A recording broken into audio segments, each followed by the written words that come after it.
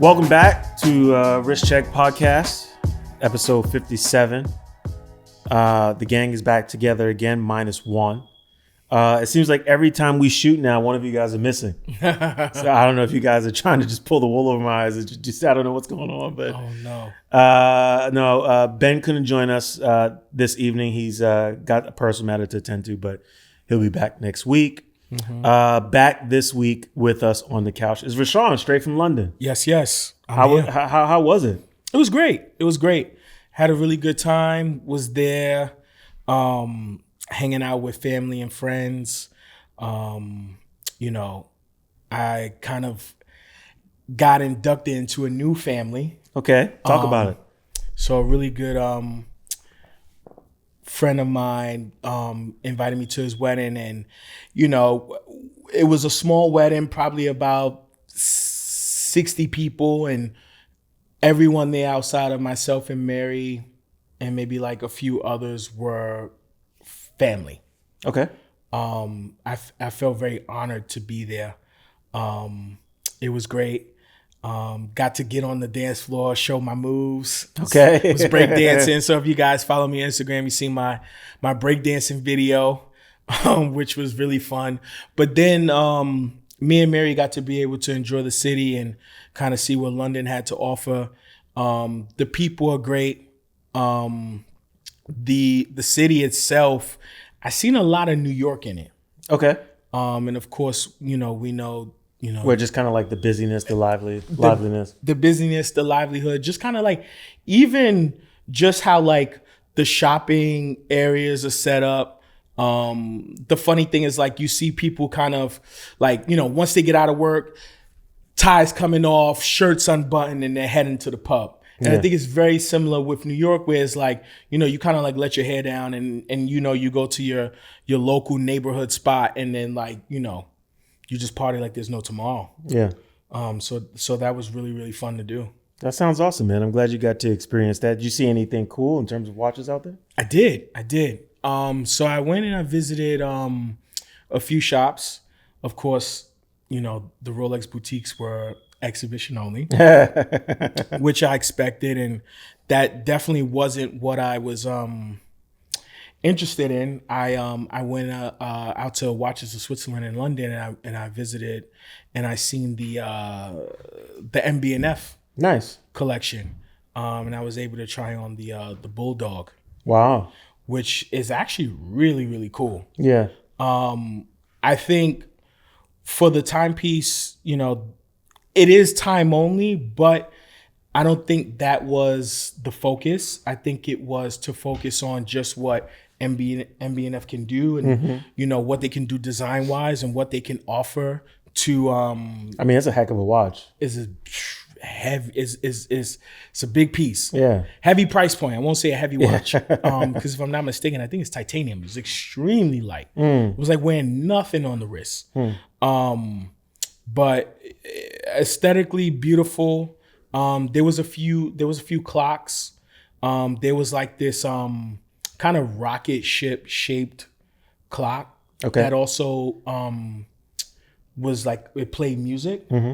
Very similar to that Ulysse Nardin piece that plays like Stranger in the Night. Oh yeah. Or like the Godfather. The Jacob and Co. Sure.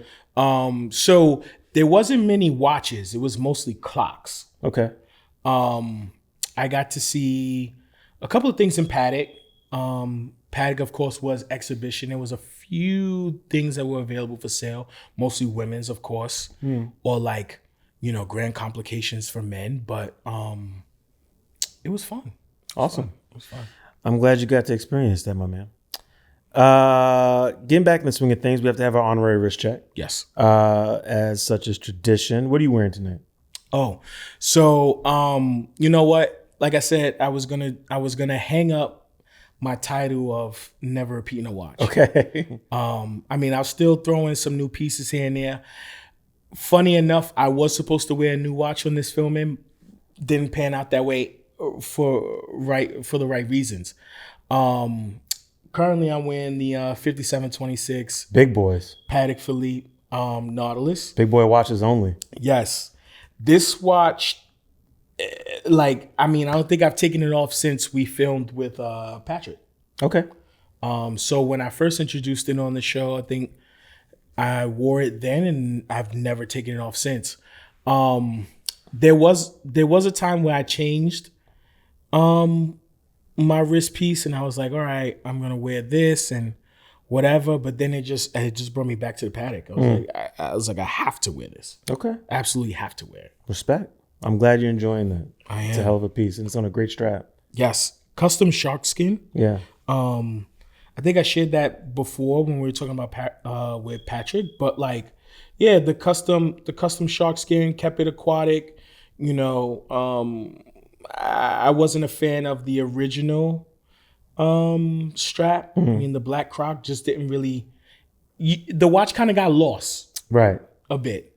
No, that's nice. It adds character, makes it different. Makes it very, very different. More sporty. I mean, Peter's gonna be mad at you, but that's okay. We can live with that, right? We can live with that. I mean, you know, if it's and it is supposed to be a professional watch or a dive watch, so like, why not put it on, you know, shark skin?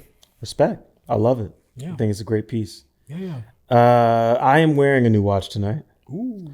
This watch is a very, very special watch. This is a watch that I got from our friend Eric Wind. Yeah, shout out to down in Florida. Shout out to Eric Wind. He's amazing.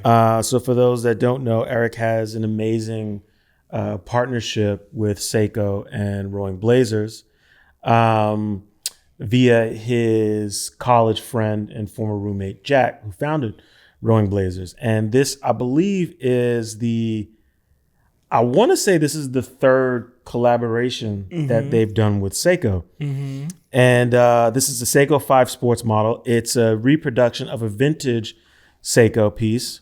And they were going for, you know, something that felt really summery. And so they released a variety of these dial colors. Mine's is purple, but they also released, there was a white one with multicolored indices. There was a yellow one, which was pretty awesome because it came on like a green, yellow, and red NATO strap, kind of give you that Bob Marley vibes. Yeah, Bob Marley Jamaican feeling, which I thought was really cool. And then there was the pink one, which I thought was a hit as well. This one is the purple one, and I've been wearing this. I haven't taken it off since I got it. So I've been wearing this going on 2 weeks straight. Yeah. And I have to say I'm a fan. Yeah, you put it on the NATO. And today I put it on the NATO. I've been wearing it on the bracelet. The bracelet's nice. The bracelet is clean, but today I felt like doing the NATO. It's a warm day in New York City, and it just felt appropriate to go, like, you know, some real summer vibes. I agree. It's got a kanji English date wheel, so you can go back and forth. Seconds hand kind of looks like a candy cane, and it's got a lollipop on the other end. The loom on this thing is very powerful. It's really, really nice. Yeah. And it's open case back. So when you, and we'll share images, but when you turn it over, you see the Rolling Blazer skeleton. Yes. Sitting down, and you can peek behind him and see the actual movement that's keeping this thing beating. So I'm a fan. This watch kind of made me fall in love with Seiko again. And I mean, Eric he's got an amazing eye for timepieces. For those of you that know, he's a vintage dealer. You can visit him, or his website rather, windvintage.com, where he has an amazing assortment of collections. And he's someone who has garnered an amazing reputation, not only for sourcing incredible pieces, but incredible pieces that are of the highest quality that you would want to adorn on your wrist. So big shout out to Eric. Many thanks. I'm a fan. And this is going to get a lot of his time this summer. Heck yeah. Moving along. The numbers are in. Numbers are in. The sales figures are in. You got some numbers to share in terms of big brands and their output, their financial performance last year. What are we looking at? So I think they had measured, or Time and Tide, shout out to Time and Tide. Shout out to Time and Tide. They had measured the top 5 brands, Rolex, Omega, AP, Cartier, and Patek. And it was very funny to see the numbers because we talk about it all the time when you're talking about supply versus demand, and then kind of what the rumor is, Rolex is trying to control their numbers, they're trying to control how much they put out, et cetera, et cetera. It was surprising to see that Rolex had did roughly about $10 billion in business. Yeah. Who came second, third to that? Cartier came in second, I think, at about 2.8. Okay. Omega was at about 2.5 billion. Then AP followed at about 2 billion or slightly north of that. And then Patek was at about 1.8. Wow. So, I mean, the funny thing is when you look at the price points of all these watches outside of Rolex, even for watches that are on catalog, right? For watches that are on catalog from Rolex's competitors, their price points are exponentially higher than way higher Rolex. Yeah. So, you take a Oyster Perpetual coming in at about $6,000 and you take like a Speedmaster or even an Aquaterra, it's still greater than a Rolex, but Rolex is able to do 4 times more business than the competitors, almost does more business than the other top 4 combined. I think it attests to what Rolex is able to do. They are doing the best they can to meet the demand, and I think we need to give them credit for that. I mean, they're a machine.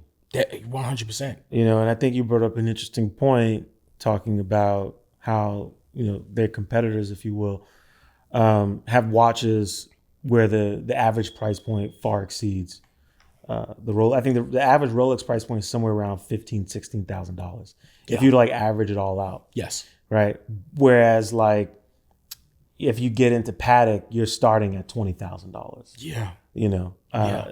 For either maybe a simple ladies time only piece or an Aquanaut. Yeah. You're starting in the mid 20s. Yeah. And then from there, it jumps up exponentially. I mean, even you think about AP, if you want a 15550, that's going to cost you $26,000. Time and date only Royal Oak. Yes. 37 millimeter. And the price points for the other brands, obviously much lower, but they have high horology pieces that go well into the 6 figures. Cartier with Revelations and stuff like that. So the fact that Rolex is able to have that kind of, that success in financially, I think for most people, if you look at that, should give you some perspective on what their output is like. And I know we talk about Rolex producing 1 million units a year. Now it's somewhere probably neighborhood of 1.2 million, 1.3 million. But that's a lot of watches. They are single-handedly producing majority of what's out in the marketplace. Yes. Right. And so that's how you get to achieve those numbers. And it makes for an interesting conversation, I think, for those that are in the market to get a Rolex and are having trouble getting one. I think probably now's the time where it's a lot easier to get your hands on a Rolex, maybe not the Rolex that you're looking for. Agreed. But you can definitely get a Rolex because the units are out there. Yes. Yeah. So just interesting little, I guess, graph and data that they shared in terms of sale output and what it means for production. So I hope those of you who were listening to After Rolex, maybe this summer is your summer. Maybe this is your Rolex summer. This is your chance to get that watch and hit the streets and flex a little bit and be part of the Crown Club. I don't know. Moving along, we had some new releases. Speaking of AP, they have a relationship with Marvel. This comes out on the heels of the exit of Francois. Yes. And the amazing relationship that he established with Marvel with the help of Don Cheadle. And so there's a new Marvel watch in the catalog for AP, and it's Spider-Man. Yes. Thoughts? So let me just frame this up before you share. Yeah. The watch retails for $215,000. Yes. Thoughts? Oof. Yeah. Well, I mean, seeing the success of the Black Panther timepiece, I think it was very appropriate when the Black Panther had released because, it was on the heels of the film. Right. And the film was on fire. And then we knew that the rumors of, because at the time it was speculation, and we kind of knew it was like that a sequel was coming, and Chadwick Boseman was on fire, rest in peace to him. He was in a bunch of films. So like there was a lot of excitement and a lot of steam behind this release. Yeah. Thinking about this Spider-Man release is very interesting, and it's something that you said that kind of like stuck with me is, Francois exiting, but the relationship with Marvel started with Don Cheadle and not like some executive, or Stan Lee or anybody, it came from someone that is one of, that was a client of AP. Yeah. Someone that, obviously Don Cheadle is a legend and he has that kind of status to where he can probably snap his finger and virtually anything can happen. But funny enough, I feel like if someone like a Francois was still around in the business, and that's not a knock to, those who are coming to take his place. Sure. But one thing about him, he had his finger on the pulse and was able to kind of like bridge those gaps. So I think if there was something with a little bit of steam of like Tom Holland, where like Tom Holland, of course, is an avid watch collector. He has an amazing collection. He's in a lot of films as well. He's kind of like the next man up. Mm-hmm. Being today's Spider-Man, Tobey Maguire and, Andrew Garfield, all those guys, of course, they've kind of like retired the mask. Right. And Tom is championing that. It's like there should have been a little bit of association with that. And maybe we're jumping the gun. Maybe there is something. Sure. Or hopefully they're listening to Rich Check Pod and they'll, take what I say into consideration. So. But like, I think that there isn't really, for me, I'm not moved. I'm not behoved by it. The price point to me is like, okay, I get it, because of course it's going to be limited and you're going to be very selective. And, if you do own this piece, you will be in the company of, Kevin Hart, Serena Williams, LeBron James, Fremstar, and so many others. So I get it, but I think that there should have been there's something missing in this release. If I may say. Yeah, I mean, I think it feels like, and perhaps we're jumping the gun, I don't know, but there isn't anything else tangible associated with it, especially for those that are not going to be able to spend $215,000 on a watch. I don't know of a Spider-Man film that's coming out, but maybe this is a little bit early. It is they're making 250 units, so quite a few. It's always weird for me when a brand like an AP does something like this, only because it's like, I'm sure that some of the guys that are buying it are probably like real, Marvel guys that absolute nuts about it and they love it and they have the disposable income. But I think there's the novelty of it, and a lot of guys are going to go after it because they know that, hey, this $250,000 watch might be worth $500,000, right? And so there's that component too. The one thing that I will say that I thought was really great about the release is that they did do a piece unique. Yes, they did a piece unique with the black suit Spider-Man, and they did an auction for this in Dubai to help raise money for charity. So there was a charitable component, and the watch collectors in the Middle East are, I mean, there's no one else like them in the world. These guys really do love timepieces. Yes. And spare no expense. So that Black Suit Spider-Man ended up selling for $6 million. A lot of coin. Yes. A lot of coin. Whole lot of coin. And so, I will say, like, shout out to AP. And I think, to your point, originally talking about Francois' contribution, what a way to exit, Yes. right? You exit after years and years, decades he spent laboring over this brand and rebuilding their U.S. presence and international presence. And you had this amazing relationship that you cultivated with Don Cheadle and Marvel that, you know, brought out a hit watch, and you leave with another hit. Not only that, but you get to exit doing some good, you know, generating millions of dollars for charities amongst people who, you know, probably not going to resell this timepiece. Yes. Right? Like the person who spent $6 million on this watch is going to wear this watch around Dubai and flex it. Oh, for sure. And the great thing about Dubai is that you can actually do that. Yes. So you're going to see him and his Black Spider-Man watch. Yes. So shout out to Francois. And, you know, they just announced a new CEO. And I know she's going to do great. I think the direction the AP is going in is incredible. There's a lot of leading ladies at the forefront of this company now, and it's one of the most, you know, renowned companies in the watch industry. So I just think that this is overall should be celebrating all around. I agree. Moving along, there's another watch that sold for quite a bit. Yes. Philips had an auction. And this was a watch that we had talked about amongst ourselves off camera for some time, but we never really got to talk about on camera. Yeah. And so Philips had their Hong Kong auction, and there was a special Patek Philippe watch that was in the auction. It was a reference 96 triple date calendar. Yes. Calatrava watch that belonged to the last emperor of China. Yes. A Mr. Asen Jiroro Puyi of the Qing Dynasty.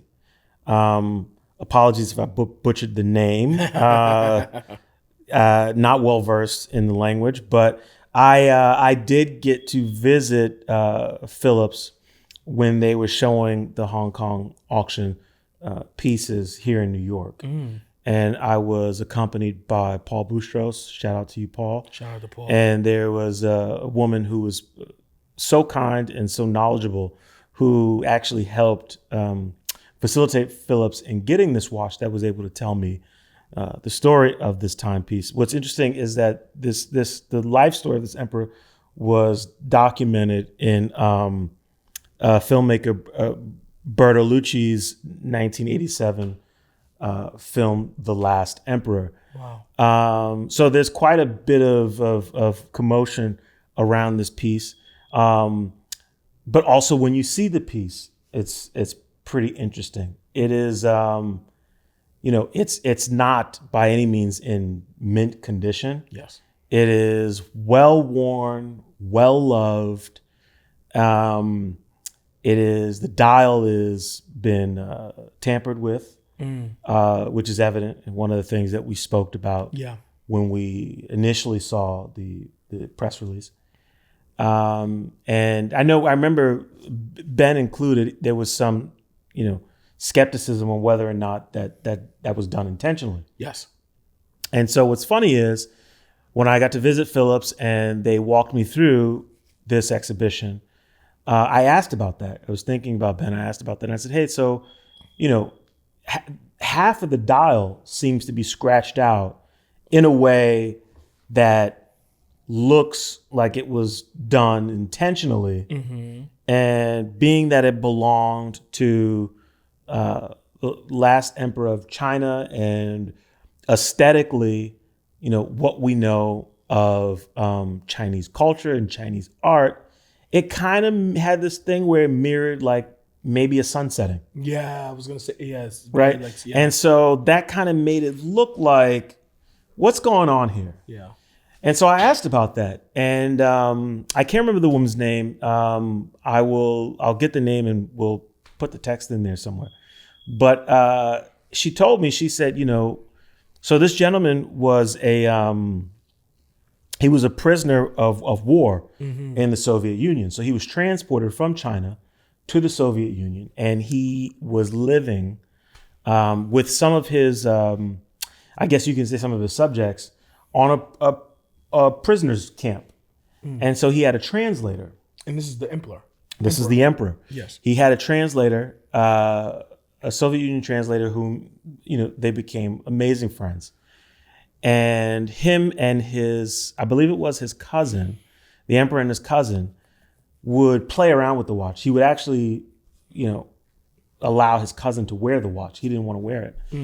And they were curious, apparently, whether or not, and she had gotten this story from someone who was one of the emperor's servants that was on the camp with him. Wow. Much later, they actually interviewed this gentleman several times before he recalled this story. Wow. And what he recalled was that the emperor and his cousin were curious if the dial was made of some sort of precious metal. And so they took the watch apart, they popped the dial out, and they started scratching the dial up to see if there was like gold or something underneath. Yeah. And so once they did and they discovered that it wasn't, they said, okay, put it back together and call it a day. Wow. And so apparently that's how it got like that. But at some point, once China moved into a communist system, they called back for the emperor, and he didn't want to go. He wanted to stay in the Soviet Union. Actually, he had thought that for sure he would be killed upon returning to China. And so as he was mentally preparing himself for death, he decided he was going to give, or rather leave, all of his possessions with his translator, with his Russian translator. And so he left the watch. There was a bunch of beautiful watercolor paintings that were painted by his cousin. One of them was painted by him. The paintings were magnificent. They were instruction paintings that would teach the Soviets, I believe it was Mandarin. And so they would put the Chinese characters over the images that were painted so that they knew what they were referencing when they used a certain word. Wow. So when they use house or they use doors, just everyday objects kind of things to make it easier for them. Wow. And so he left all of this to him. And this translator became sort of, a celebrity in his neighborhood because of his association with the emperor. The emperor returned to China. He was not killed. They actually paraded him around as sort of a model of, what can happen in terms of, sort of bringing an emperor out of his regalness and, recoup him back into society as a normal person. Yes. And they made him sort of the poster child for this. And so he lived the rest of his days out there. And, this gentleman had all this stuff and his daughter inherited it. And that's how it wound up at Phillips, apparently. Yeah. So then this, because I'm gonna watch the film, but what in the film there's no reference to the watch. Well, no reference to the watch, but just like, I guess, this emperor. So what time period is this again? This is like turn of the century. Okay. So this is turn of the century. So now the story. So the last living person with the timepiece was the translator's niece or daughter. The translator's daughter. Yes, actually, I'm sorry. Forgive me. This was somewhere around the 1940s, 1950s. Okay. So 1940s, 1950s. Okay, interesting. Yeah. So it was with the daughter. She got in touch with someone. She had all of these artifacts. I think she was of the opinion that this should be somewhere important, not just sitting in my house. And she got connected with Phillips and it went up for auction. So I went to see it and there was some debate. I think that the the unofficial, at that time was unofficial listing, was they thought it might fetch somewhere around $2 million. I was gonna say $2 million. Sounds like it would be $2 million. Yeah, I think we had predicted $2 million. I thought it was going to go for much more. So, and the reason why is I figured, and there was some debate. I remember talking to a bunch of people about this, and it was sort of like, okay, well, it's an old Patek, it's beat up. If it didn't belong to him, you wouldn't be asking for $2 million. Yeah, $2 million is a high ask. That's it. But from my perspective, I said, I think the difference here is that it would attract more than just a watch collector. Yeah. Right? Because it's a piece of history. It's ephemeral. You said now at this point, right? So there's a level of historical significance to the piece that comes into play. And I think that's why it would fetch much, much more. Yes. And so the final numbers came in, and it was a whopping $6.2 million this piece sold for. Now, it wasn't just the watch, it was the whole set. Yes. So along with the watch, they wanted to keep everything together. You get the watercolor paintings. There was a special fan that belonged to him that you get, and you get the watch. And so I don't know anything about the collector who purchased it. I imagine it was someone who understands the cultural significance of this collection. And that's what separates it, I think, from being a traditional watch at auction. Yeah. But I know, one of the things that we had talked about was, and this was a point that I remember Ben had made, when does lore sort of surpass, I guess, quality? Yes. And, it's a great question. I think personally, this is probably one of those few cases. I agree. Right? Where not only did this belong to an important historical figure, when you think about all that was happening around this figure during this time, when you think about the associations with this figure and the film, 1987 film, when you think about what Patek means to watches, what it may have meant to him in terms of being a caretaker of a Patek. Yes. There's all of these other elements that are at play that I think makes this piece incredibly special. And I'm not surprised. To be honest, I wouldn't have been surprised if it went for $10 million. 10 million is aggressive. I mean, it's at a different point now. Yeah. I mean, definitely for 100%, like that piece actually, surprised that it is at auction. Like that's something that you would see in a museum. Exactly. And that's probably where it'll end up. Yeah. I very much doubt that the person who purchased this watch is going to be wearing it. No. So it's not that kind of piece. This is a piece that belongs someplace where people can see it. Yes. It belongs. I think it belongs. It belongs in the country. It belongs. It belongs in China. So let me ask. So because you physically seen the piece, how were they very protective? Were they very guarded? So when I went there, it was in a glass case. You could not touch it. You couldn't touch it. No, they were not pulling it out to show people. Yeah. And that's a great question because when you visit these auction houses as press, one of the things that you learn quickly, right, is that the watches are precious. They're going off auction. Yeah. But they treat them like watches. They do. Meaning that it's like, hey, come, take pictures, try it on. Yeah. Put it on your wrist. You can. Wind it up. Yeah. Set the time. Like you're allowed to do this at the auction houses. Yeah, especially with watches that they may even presume to list at $2 million. Like we've held like $2 million watches and it was totally fine. Yeah. So I had to ask because it's like, I mean, that's history in your hands. And I think that's part of the reason why they treated it so delicately. And even the way that they had it presented, it was presented with a lot of respect. It was done exceptionally well. They had it was the only watch on this one floor. When you entered Phillips, they had a red carpet going all the way up the steps, and it was presented in a glass showcase with two flags in the background. One big one that said the last emperor, and then on the walls were all of the watercolor paintings. Wow. And they were beautiful.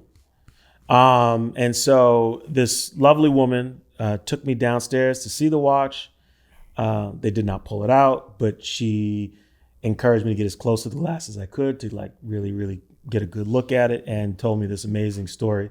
And then I went upstairs and I looked at some amazing watches that they had going up for auction, where I actually got to slap them on the wrist. So it was quite an experience. So shout out to Paul Boustros and Phillips. Yes. Big shout out to Paul Lerner for setting that up for us. Yes. Shout out to the Pauls. Shout out to the Pauls. Speaking of which, there is another auction coming up. Our good friends at Sotheby's have their important watches auction coming on June 9th. Yes. You can actually get a chance to visit Sotheby's between June 1st and the 8th. They'll be open to the public starting at 10 a.m. every day, closing between, I think, maybe 5 to 7, depending on the day. And you can actually do exactly what we just said. You can go to Sotheby's. You do not have to pay to get in. You can go and see the watches. And in many cases, depending, who's there, you may even have an opportunity to slap it on the wrist. Yes.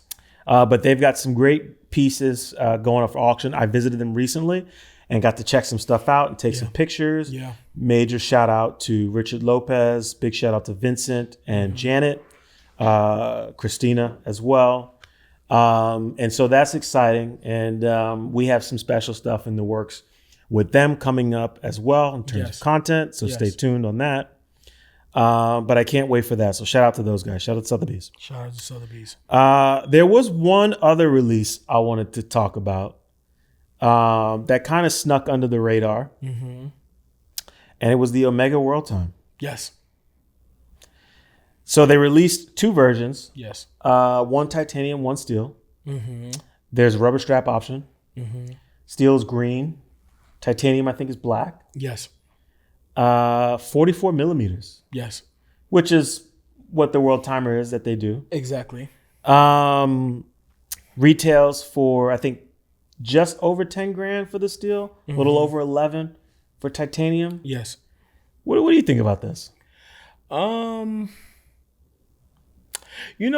be honest, when I first kind of like started paying attention, I wouldn't even say paying attention to timepieces because I always have, but I mean like really, really kind of diving into like high price point pieces. Okay. The Planet Ocean World Time was like one of those ones. Really? Yes. When I seen it, I was like, this dial is absolutely stunning. I'll give you that. The dial is beautiful. The dial is beautiful. And so I love the steel rubber version. And then when they did the rose gold with the white dial, that's where I was like, it popped. But I mean, of course, like $30,000, $40,000 watch at the time then when I was looking was like just something just out of this world. Sure. So kind of brings back memories of like, okay, like I'm digging it. I like the fact that they introduced titanium. I do like the green bezel idea. It does kind of like add some flavor. Sure. Also, like we know, Omega doesn't really participate in like Watches and Wonders and things like that. They don't at all. No, they kind of run their own schedule. They run their own schedule. They kind of like do their own thing. So like, I thought this was like a great addition. Okay. I know a lot of enthusiasts that when this watch released, they were talking about it. Some were very interested. Some even talked to me about acquiring them. So like. I gotta give it 2 thumbs up. I'm thumbs up. I'm with it. Okay. I'm down for it. Listen, I'll say I'm gonna hold my thumbs on this one. Maybe I give it 1 thumb up. Okay. I like the dial. So the Omega World Timer has always been an interesting piece to me. Yes. I think the watch is stunning. Yes. But it always makes me think of how great Patek really is, because yes. It's a 44 millimeter, dog. Yeah, it's kind of crazy. It's a lot of watch. Yeah. And, you think about like with the 5131, which is I would say inspired this piece. It's so much thinner. Yes. It's so much thinner. The enameling, like it's not that, it's not a bad watch. Like the Omega World Timer, I would love one. If I get my hands on one, yes, I would try to enjoy it the best I can. I don't know what I'm going to do with a 44 millimeter watch on my wrist, but yes, I'll see if I can make it work. Yes. It is a great timepiece. I kind of look at it as for the Omega enthusiast. Yes. It's like if you are just like all about Omega, and those people do exist. We talk to them all the time. There are these guys, these women too out here that they love Omega and that's it. Yes. They're all about the vintage Omega. They have their modern pieces that they enjoy. And I imagine this is for that person who is sort of curious about a world timer, but is like not gonna spend the money to get one with Patek. Yeah. That's not in the that's not in the circumference for me. Yeah. But $10,000 on a Omega world timer, okay, now you're talking. I think they make, outside of Patek, I think they make the best world time in the industry. Okay. Because everybody else kind of goes like the other way, and they'll just do, the major cities on like the kind of like the bezel where you hit the pushers. Sure. And like, where it's out on the bezel. I do like the longer world times. Yeah.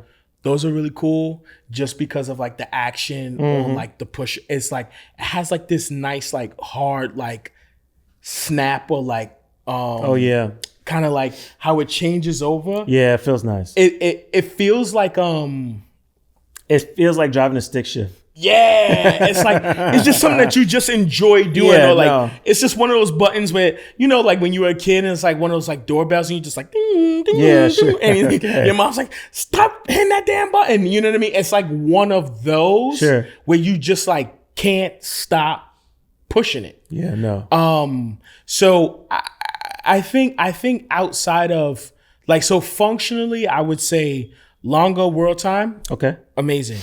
Aesthetically, if it's not Patek, I'm going with the Planet Ocean. All right. Respect. Yeah, for sure. Respect. There's something that, what I love about Omega and what I love about Omega enthusiasts and the world timer makes me think about this person is that with Omega, what I love about them is that they don't ever try too hard. No. They just do it. Yes. And even like the world timer release, I think when you think about a lot of the big releases that they've had, they've always tried their best to like just kind of slide them under the radar. Yes. And then watch the public react to it. So this obviously wasn't one where the public had like this crazy reaction to it, but the enthusiasts are going to come out. They're going to love it. They'll buy it. It'll be a success, I'm sure. Agreed. But when you think about when they did the minute repeater, when we think about even the Aquaterras, when we think about the Moonshine Gold Speedmaster, they don't participate in Watches and Wonders. There isn't like this whole boom, look at what we did. It's kind of just like, here you go. Yes. It's always kind of like here underlining. It's very underlining. Even with the going back to the Swatch release. Yes. They tried their hardest to kind of keep it under wraps. Yes. And it was just so eye-catching, so beloved that it leaked and it blew up. Yeah. And I think that says something about Omega just in general. But it's something that I think about when I think about Omega collectors that I really enjoy when I'm talking to them. Yeah, I agree. Last on the list, we've gotten an opportunity to see not all, but some of the latest Rolex novelties. I've only seen, I've seen the new GMTs. Yes. And the new Explorer. Yes. What are your thoughts? Oh, I was always down for the GMT, solid yellow gold GMT, and then adding the Jubilee bracelet. Yeah. Because we spoke about it before, so Rolex hasn't offered a solid gold Jubilee in quite 20 some time. years. Quite some time. Yes. Yeah. Very, very true. So like, when you talk about them kind of like digging back in their bag, I was feeling it. Of course, we give Rolex a lot of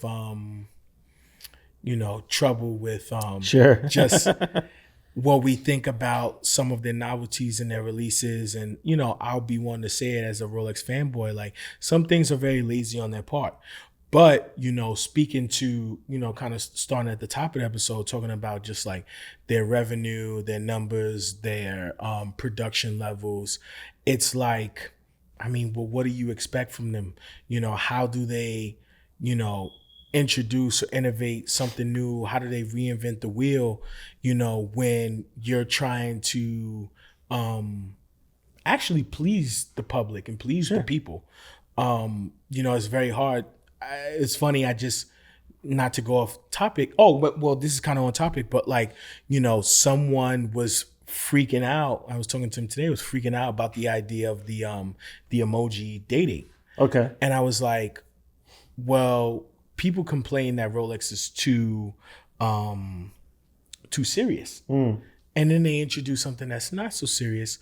Of course, they didn't, intentionally or like publicly say that is tied to autism or mental health, etc., and so on and so forth. But we know that that's always on the forefront in these days currently, where, we talk about just like mental well-being and so many different things. So to piggyback on that, because I think that's a great point. Yeah. I was speaking with someone else the other day, and they had a really good point touching on that when I overheard them talking.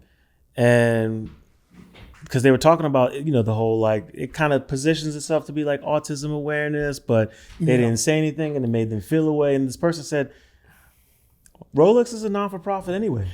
What difference does it make?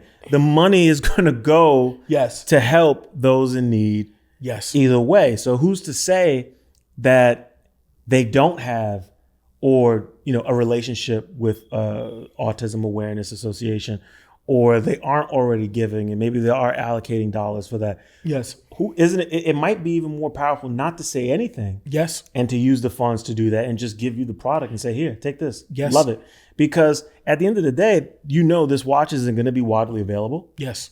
So what's the point in telling you that if you go out and buy it, the money goes here, when chances are you're probably not going to be able to get it anyway? Exactly. I mean, it's an off catalog piece anyway. Yeah. Like you virtually, and I say this respectfully, but average Joe can't buy it. Yeah. So I don't know how important it is for them to make that announcement or associate any of their watches with a cause. I mean, even if you visit their Instagram page, they're constantly inundating you with what they are doing around the world and how they are helping in different initiatives, whether it's bringing food someplace or helping out with, people getting resources to water, etc. So they're already doing the work. Yes. And I thought that was an interesting point. So yeah, I will say, after having seen the new GMT in person, it's pretty good. Not mad at it. I thought you were going to go with your iconic line. It's kind of nice. It is. It's kind of nice. It's kind of nice. It is. It's got me thinking. It's like, man, if I ever do get another GMT, is that me? Two-tone, solid gold? What do I do? I don't know. I like this kind of like, I like the bezel insert because they did a entirely new bezel insert with like that gray. Sure. I could assume, knowing watches and, sometimes how they're like processed, I'm pretty sure like that might have been something that was like a failed project. It was like, of course. Oh, we were trying to do black and it turned out gray. They were trying to do like yellow or something. They were like, yeah, we're going to hit him with this black and yellow. And they were like, shh, we can't do it. Yeah, exactly. But we can't just give him a black bezel again. Yes. And like, cause it has that soft, subtle gray. So it's like, They tried something. Yes, they tried something. Absolutely, and they settled for that. I thought of the same thing. Very, very like when they tried to do the Pepsi in the Cerachrome. Yes, and they ended up just doing they just went to black. They're like, we can't do blue and red yet. Yes, very I won't say lazy. I'll say very Rolex on their part. Sure. Shout out to Rolex. Shout out to Rolex. Well, this was fun. I want to say thank you for listening. Thank you for watching and supporting. Yes. Stay tuned. We got some more surprises coming your way this season. Special guests, special products, special events. And it's going to be a good season 9 of Wrist Check Pod. Shout out to Ben. He couldn't make it, but he'll be with us next week. Yes, sir. And you know where to find us. Instagram at Wrist Check Pod. TikTok for the children, same at Wrist Check Pod. We're on YouTube, Spotify, Google Podcasts, Apple Podcasts, Amazon Music now. Yes. We're everywhere. You can find us if you're looking. All you got to do is type in Wrist Check Podcast. And we'll see you next week. This was episode 57. Yeah. Wow. Deuces. Peace.